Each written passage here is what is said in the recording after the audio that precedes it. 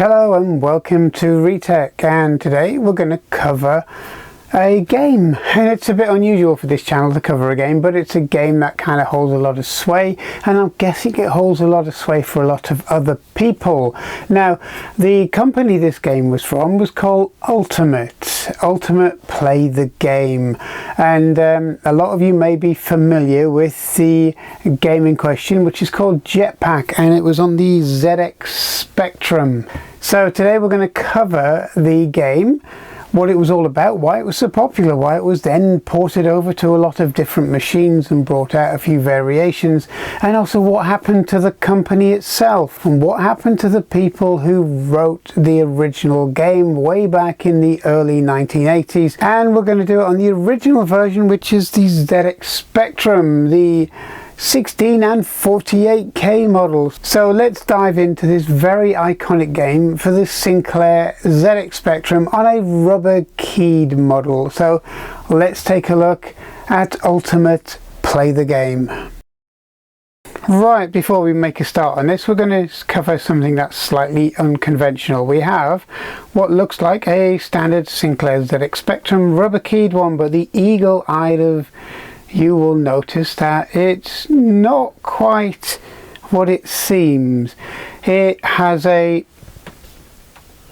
micro USB input and a HDMI cable for its output. So, you know, you may kind of already realize it's not a genuine Sinclair Spectrum. What this machine is a machine I built, must be over 2 to 3 years ago now. It's basically based on a recreated ZX Spectrum, and it's got a small board computer inside of it which is emulating the Spectrum. Now, it's all built around a Raspberry Pi 3B Plus. At the time when I built this, Raspberry Pis were very numerous and very cheap, but now they're almost impossible to get hold of at times, so it's a little bit more of an expensive route now than just doing basic emulation. The reason I built this machine in the first place is because I bought a recreated ZX Spectrum a long time ago, and I thought it was the biggest waste of materials that you could ever wish to buy. It was awful. It was basically a Bluetooth keyboard built by a company in the UK, which the Kickstarter guys, long story, basically didn't do a very good job, and there was a lot of notions about them being slightly underhanded, not paying bills and all this kind of thing. So this is what I built out of what was, for want of a better term, something that you wouldn't really want to polish, if you get my meaning. So basically this is my recreated ZX Spectrum. It runs almost exactly like a real Spectrum. You know, you can use it to do whatever you want to, load games in, whatever, write a bit of programming, mess around with it, do a little bit of basic on it, you know, usual stuff. But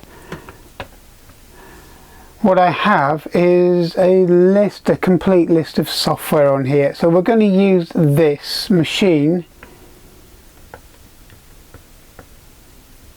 to basically go and run the game, to load Jetpac, mainly because it's more stable, mainly because it gives a better picture, and mainly because I actually don't use it enough, to be honest. So you just scroll down the games and everything you want from here.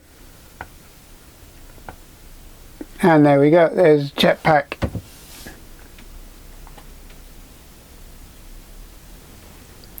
So it runs and it loads and it kind of appears to be a standard Spectrum, but millions of times faster, okay? So this is what we're going to use today. Right, so before we start, we're going to go into a little bit of history about Jetpac, or Ultimate Play the Game.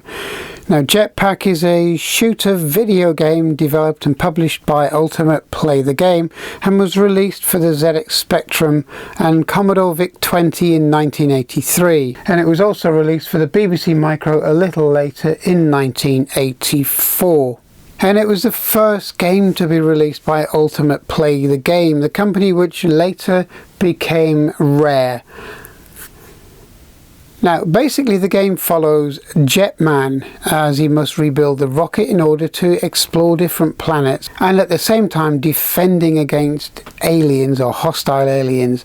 And it was written by the co-founder of Ultimate, Chris Stamper, and the graphics were designed by his brother Tim. And in 1983 this game won the Golden Joysticks Award, so it did really well. It was released for the originally, as I said, for the BBC, the VIC-20 and the ZX Spectrum, but it's gone on to create other versions of the game. It's actually included in Donkey Kong 64 as part of the 2015 compilation, and it's kind of a mini game within the game itself.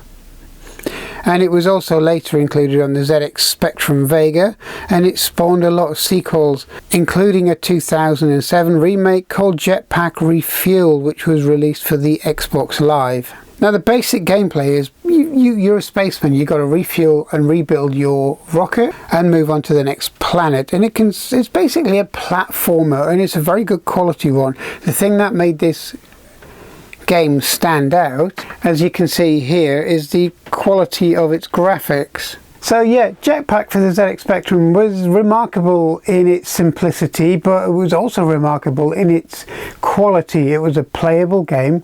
It kept people coming back. The graphics were very good, and the Stamper brothers did a very good game, and it was one that sold over 300,000 copies, and it brought them in almost £1 million at the time, which was a good start of getting their fledgling company off the ground. Now the Stamper brothers did very well out of Jetpac, as you can see, and it went on to inspire two other games which also did very well, and it kind of set the foundation for the company. Although the company was shrouded in secrecy, it was well known for not giving away anything at all, nothing. Everything was done in total and utter secrecy. Now Ultimate Play the Game was pretty much a success story. It produced a lot of games for the burgeoning micros back in the early 1980s. Now the Stamper brothers had an inkling fairly early on that these machines, the 8-bit micros, were probably not going to be out there for too much longer, so they kind of tried to diversify. They kept everything secret, as we said, but what they also did is try to move into different markets, such as producing software for the Famicom. And because of this, they kind of got a very good reputation in the market.